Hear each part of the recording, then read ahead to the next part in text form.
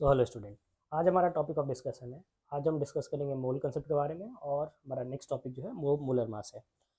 तो आइए स्टार्ट करते हैं। सबसे पहले हम मोल कंसेप्ट को समझने से पहले हमारा टॉपिक जो है वो मोल कंसेप्ट सबसे पहले हम समझेंगे। मोल कंसेप्ट को समझने से पहले हम कुछ चीज़ और समझने की कोशिश करते हैं। देखो, हम पहले मोल को समझते हैं। मोल है क्या? मोल से समझने से पहले हम कुछ और समझते हैं। जैसे मोल जो है, ओके, मोल को समझने से पहले हम एक चीज़ और समझेंगे। जैसे हम मान लो एक डज़न की बात करते हैं, तो डज़न में क्या कहते हैं कि हमारे पास 12 यूनिट्स होंगे। अगर हम 1 डज़न बनाना की बात करें तो 12 बनानाज होंगे उसमें। अगर 1 डज़न पेंसिल की बात करें तो 12 पेंसिल्स होंगे। अगर 1 स्कोर की बात करें, 1 स्कोर में 20 यूनिट्स होते हैं। ओके, उसी तरह हम एक मोल डिफाइन करते हैं। मोल जो है ये 7th बेस यूनिट है। ओके, स्टैंडर्ड यूनिट है, 7th स्टैंडर्ड यूनिट है, जिसे अमाउंट ऑफ सब्सटेंस को डिफाइन करने के लिए मोल का यूज़ किया गया कि कितना अमाउंट ऑफ सब्सटेंस हमने लिया है, उसको डिफाइन करने के लिए मोल को डिफाइन किया गया। ठीक है, तब ये कहता है कि 1 मोल में 6.022 into 10⁻23 number of elementary entities होंगे। एलिमेंट्री एंटिटीज, अब ये एलिमेंट्री एंटिटीज़ क्या है इस पर हम बात करेंगे। उससे बात करने से पहले हम ये समझे कि जैसे एक डजन में 12 यूनिट्स थे, एक स्कोर में 20 यूनिट्स थे। तो ये यूनिट्स जो है, ये 12 यूनिट्स कहने का मतलब क्या है कि वो उसका स्मॉलेस्ट यूनिट है। अगर बनाना है तो एक कंप्लीट बनाना उसका एक यूनिट हुआ। अगर एक पेंसिल है तो एक पेंसिल उसका जो सब एक पेंसिल है उसका यूनिट हुआ, स्मॉलेस्ट यूनिट हुआ। पेंसिल हम उसी को कहेंगे, एक पूरा बनाना को एक बनाना को बनाना कहेंगे, है ना। उसी तरह एक मोल में इतने सारे एंटिटीज है, 6.022 into 10⁻23 number of elementary entities. Okay, अब ये एलिमेंट्री एंटिटीज कह किसको रहे हैं हम? एलिमेंट्री एंटिटीज हम कह रहे हैं एटम्स, मॉलिक्यूल्स, आयंस और डिफरेंट टाइप ऑफ पार्टिकल्स।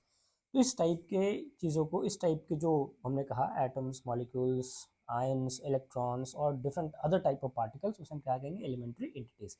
अब देखो, कहने का मतलब ये है कि एलिमेंट्री एंटिटीज मतलब, एलिमेंट्री एंटिटीज कहने का मतलब जिस चीज़, जिस स्टांस पे आ रहे हम देख रहे हैं, उसका जो सबसे लोएस्ट फॉर्म है वो उतने नंबर ऑफ एटम्स या उतने नंबर ऑफ मॉलिक्यूल से बन रखा हो। जैसे अगर हम बात करें कार्बन, कार्बन एक एलिमेंट है और हमें पता है कि एलिमेंट में क्या सबसे ज़्यादा एलिमेंट्री एंटिटीज है, उसकी जो बेसिक यूनिट है वो क्या है? वो है एटम। एटम उसकी एलिमेंट्री एंटिटी है। तो अगर हम एलिमेंट की बात करें तो उसकी एलिमेंट्री एंटिटी क्या है? एटम है। इसका मतलब अगर हम एक मोल अगर कार्बन लें, अगर एक मोल ऑफ कार्बन एलिमेंट लें अगर हम, तो हमारे पास this 6.022 into 10⁻23 number of carbon atoms होंगे। ओके, इसका मतलब, और इसको हम ये भी कहते हैं, ये एवोगाड्रोस कांस्टेंट है, इसको हम Na से भी रिप्रेजेंट करते हैं। It is Avogadro's constant. तो कार्बन जो एलिमेंट है उसका एलिमेंट्री एंटिटी क्या था? एक एटम था। तो एक मोल अगर कार्बन एटम अगर हम लें तो उसमें कितने नंबर ऑफ कार्बन एटम्स होंगे? 6.02 into 10⁻23 number of carbon atoms होंगे। ओके, अब जो एलिमेंट की बात थी, अगर हम कंपाउंड लें जैसे H2, अगर हम H2 अगर कंपाउंड लें तो इसका एलिमेंट्री एंटिटी क्या होगा? इसका एलिमेंट्री एंटिटी एक मॉलिक्यूल होगा। क्योंकि वाटर जो है, वाटर के जो सबसे लोएस्ट फॉर्म अगर तुम देखो तो वाटर किससे बन रखा है? H2O से बन रखा है। ये इसकी क्या है? मॉलिकुलर फॉर्मूला है। ये इस इतने नंबर ऑफ H2O डिफरेंट, मतलब बहुत सारे H2O एटम्स मिलाकर जो है, तुम अगर 100 ml वाटर लो तो 100 ml वाटर में तुम्हें बिलियंस ट्रिलियंस बहुत सारा तुम्हें ये H2O मॉलिक्यूल्स मिलेगा। तो इसकी जो एलिमेंट्री एंटिटी है वो क्या है? मॉलिक्यूल है। तो एक एलिमेंट की एलिमेंट्री एंटिटी एटम हुई, एक कंपाउंड की एलिमेंट्री एंटिटी क्या हुई? मॉलिक्यूल हुई। अगर हम उसी तरह, अगर हम एक आयनिक कंपाउंड की बात करें जैसे NaCl और एनी कॉपर सल्फेट और कोई भी आयनिक कंपाउंड की बात करें, तो उसकी एलिमेंट्री एंटिटी क्या होगी? एक फॉर्मूला यूनिट होगी। मतलब अगर हम 1 मोल ऑफ NaCl लें तो उसमें 6.02 into 10⁻23 number of formula units of NaCl होंगे। तो ये हमारी क्या हो गई कि ये हमें समझ आएगा कि एक मोल में हमारे पास 6.02 into 10⁻23 number of elementary entities होंगे। अब एलिमेंट्री एंटिटीज हम समझ गए कि कभी एटम होगी, एलिमेंट है तो एलिमेंट्री एंटिटी उसकी एटम होगी। अगर हमारे पास कोई कंपाउंड है जैसे वाटर है, तो वाटर की एलिमेंट्री एंटिटी क्या होगी? मॉलिक्यूल होगी। जैसे वो तो अगर 1 मोल वाटर लो तो उसमें 6.02 into 10⁻23 number of water molecules होंगे। तो ये हो गई मोल कंसेप्ट। तो मोल जो है ये अमाउंट ऑफ सब्सटेंस को डिफाइन करने के लिए एक यूनिट चुनी गई है। जैसे डजन 12 यूनिट्स को कहता है, स्कोर 20 यूनिट्स को कहते हैं, उसी तरह 1 मोल जो है वो 6.02 6.022 10⁻23 नंबर ऑफ एलिमेंट्री एंटिटीज। और एलिमेंट्री एंटिटीज में क्या क्या आ सकते हैं, एटम्स आ सकते हैं, मॉलिक्यूल्स आ सकते हैं, आयंस आ सकते हैं, इलेक्ट्रॉन्स आ सकते हैं और डिफरेंट पार्टिकल्स आ सकते हैं, है ना। चलो ठीक है, अब हम मूल कंसेप्ट को समझ लिया, अब हम समझेंगे मोलर मास को। जो हमारा नेक्स्ट टॉपिक है वो है molar mass. Okay, molar mass की अगर हम बात करें तो मोलर मास क्या है। मोलर मास कहता है कि अगर हमने एक मोल सब्सटेंस अगर लिया है तो एक मोल सब्सटेंस का जो मास होगा उसे हम मोलर मास कहेंगे।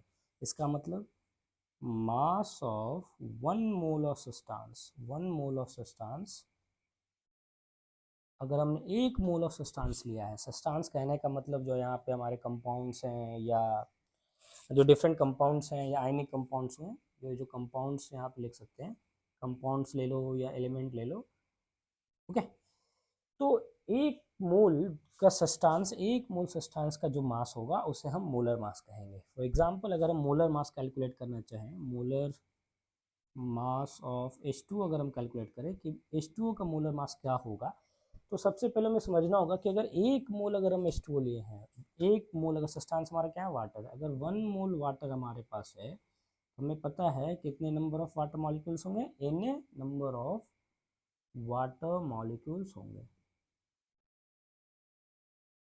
n number of water molecules होंगे। मतलब एक मोल वाटर में हमारे पास 6.02 into 10 to the power 6.022 into 10 to the power 23 water molecules होंगे, ओके। अच्छा, अब हमारे पास एक मोल वाटर है, तो अगर इसका मोलर मास हमें निकालना है तो इसका मोलर मास निकालने का मतलब है कि हमारे पास जितने नंबर ऑफ एटम्स हैं, जितने नंबर ऑफ मॉलिक्यूल्स है, सॉरी इसके एलिमेंट आइडेंटिटी मॉलिक्यूल है, जितने नंबर ऑफ मॉलिक्यूल्स हैं उनके सभी के मास को हमें सम करना होगा, तब जाके हमें क्या देगा, वो मोलर मास देगा, ठीक है। तो इतने नंबर ऑफ हमारे पास वाटर मॉलिक्यूल्स हैं, हमें ये भी पता होना चाहिए कि एक मॉलिक्यूल का मॉलिक्यूलर मास क्या होगा। तो एक मॉलिक्यूल का मॉलिक्यूलर मास हमने देखा था कि H2O है, तो H2O में 2 हाइड्रोजन एटम्स हैं और एक ऑक्सीजन एटम है, तो 2 इंटू 1 प्लस ऑक्सीजन 16, हमने देखा था 18U। ये क्या है, ये मॉलिकुलर मास है, मतलब एक मॉलिक्यूल ऑफ वाटर का ये मॉलिकुलर मास है 18U, ओके ठीक है। 18U हमने ये कन्वर्जन भी देखा था कि वन एटॉमिक यूनिट को अगर हम ग्राम्स में लिखना चाहें, वन एटॉमिक यूनिट को ग्राम्स में लिखना चाहें तो ये होता है 1.67 into 10 to the power -24 grams, ठीक है, ओके। तो हमें ये समझ आ गया कि एक मॉलिक्यूल ऑफ वाटर का जो मॉलिकुलर मास है वो है 18U। तो इतने नंबर ऑफ वाटर मॉलिक्यूल्स का अगर हम मास निकालना चाहें तो ये होगा 6.022 into 10 to the power 23 into 1U, ये हो जाएगा, और हमारे पास 18U उसकी वैल्यू थी और U को ग्राम्स में कन्वर्ट कर दें तो ये हो जाएगा 1.67 into 10 to the power -24 grams, okay ठीक है। अब जो मोलर मास का यूनिट याद रखना, मोलर मास की जो यूनिट होती है ग्राम पर मोल होती है। इसका मतलब कि एक मोल में कितना ग्राम ऑफ सब्सटेंस तुम्हारे पास है वो तुम्हारा क्या देगा, molar mass of that compound देगा और दैट सब्सटेंस देगा, ठीक है। तो अगर हम इसे सॉल्व करें तो हम इसे अगर सॉल्व करें तो अगर हम इसे देखें, ये 10 to 24 है, ये 23, ये 23 है, 24 है, तो इसे अगर हम सॉल्व करें तो 6.022 into 10 to the power -1 into 18 times 1.67, okay ठीक है।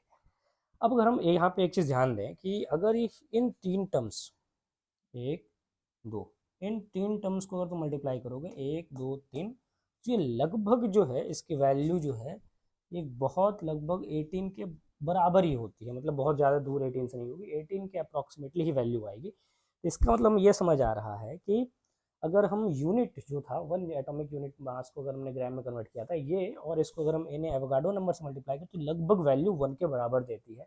तो हम इसे ये कंसिडर कर सकते हैं। तो अच्छा, यहाँ से पहले तुम इसको सॉल्व करोगे तो ये वैल्यू 18 ग्राम पर मोल के लगभग आएगी। इसका मतलब एक मोल में 18 ग्राम ऑफ वाटर आएगा, मतलब इसका मॉलिक्यूलर, इसका मोलर मास क्या हुआ, 18 ग्राम हुआ, ओके।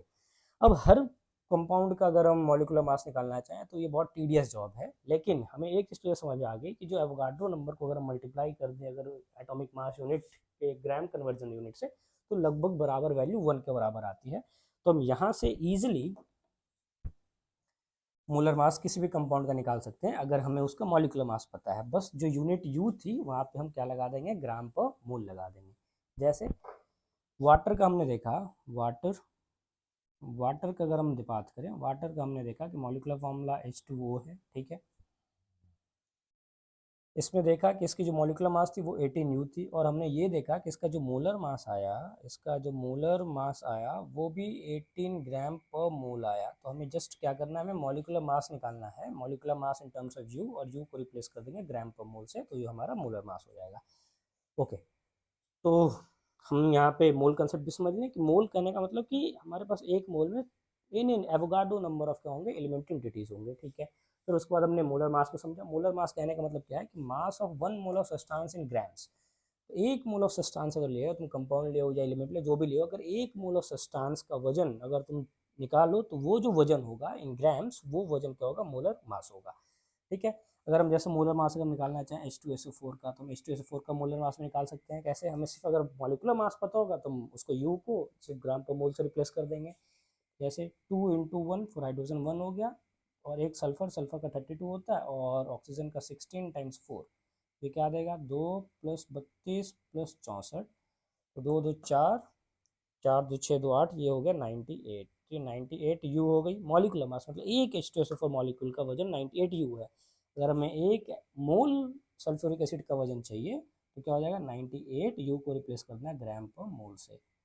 तो एक मोल अगर सल्फ्यूरिक एसिड लें तो उसकी मास क्या होगी, 98 ग्राम होगी, मतलब पर मोल इसका वजन 98 ग्राम होगा। तो ये हमारा था मोलर मास और मोल कंसेप्ट पे कुछ डिस्कशन। अब हम इस पर कुछ सवाल भी करेंगे कि इस पर कुछ बहुत सिंपल प्रॉब्लम्स ऐसे किया जा सकता है कि अगर हमारे पास ये फाइंड करने को बोला जाए कि कितना मोल ऑफ सब्सटेंस अगर हमारे पास है, तो हमें जैसे सिंपल से एग्जांपल ये ले सकते हैं कि अगर हमारे पास मान लो 18 ग्राम ऑफ वाटर है, तो हम कह रहे हैं कि हमारे पास लगभग लगभग नहीं, 1 मोल ऑफ वाटर हमारे पास है। 18 ग्राम ऑफ वाटर अगर है, तो हम ये कह रहे हैं कि 1 मोल ऑफ वाटर हमने ले रखा है। 1 मोल ऑफ वाटर का वजन क्या है, 18 ग्राम ऑफ वाटर है। तो अगर हमारे पास 36 ग्राम ऑफ वाटर है, तो हम क्विकली ये कह सकते हैं कि हमारे पास 3 मोल है। एक रिलेशन यहाँ से ये समझ आती है कि अगर हमें नंबर ऑफ मोल्स निकालना है, तो हम क्विकली कर सकते हैं। कैसे? कि हम मास लेंगे, डिवाइड कर देंगे मोलर मास से। मोलर मास, मास ग्राम्स यूनिट में होना चाहिए, और मोलर मास तुम्हारा ग्राम पर मोल यूनिट में होना चाहिए। तो अगर हमारे पास मास और मोलर मास पता है, तो हम इजीली कैलकुलेट कर सकते हैं कितना नंबर ऑफ मोल्स है। फॉर एग्जांपल अगर हमारे पास 90 ग्राम ऑफ वाटर है, तो 90 मास हो गया, और मोलर मास हमें पता है 18 ग्राम पर मोल। तो हम यहाँ से 90 डिवाइडेड बाई 18 करेंगे, तो हमें 5 मोल्स ऑफ वाटर मिल जाएगा। और एक तरीका ये भी है कि अगर हमारे पास नंबर ऑफ पार्टिकल्स दिया हुआ है, कि अगर मान लो ये कह रहा है कि अगर हम इसको ऐसे भी देख सकते हैं कि ये कह रहा है कि 18 ग्राम ऑफ वाटर है, इसमें 1 मोल ऑफ वाटर है। तो 1 मोल ऑफ वाटर हमें ये भी तो कह सकते हैं कि N A number of water molecules है, N number of water molecules है। 1 मोल वाटर में एन नंबर वाटर मॉलिक्यूल्स भी है। तो अगर हम यहाँ से भी मोल्स निकाल सकते हैं, यहाँ से भी मोल्स कैसे निकाल सकते हैं कि जितना नंबर ऑफ पार्टिकल्स हमें दे रखा है, जितना नंबर ऑफ एलिमेंट्री एंटिटीज दे रखा है, क्या लिख सकते हैं, नंबर ऑफ एलिमेंट्री एंटिटीज, और इसको हम डिवाइड कर देंगे किससे, एवोगाड्रो नंबर से। एवोगाड्रो नंबर से अगर डिवाइड कर देंगे तो हमें क्या देगा, नंबर ऑफ मोल्स देगा। सो होप ये वीडियो आपको अच्छा लगा हो, और आप इसमें मोल कंसेप्ट और मोलर मास पे आपका जो अंडरस्टैंडिंग होगा वो और बेहतर हुआ हो।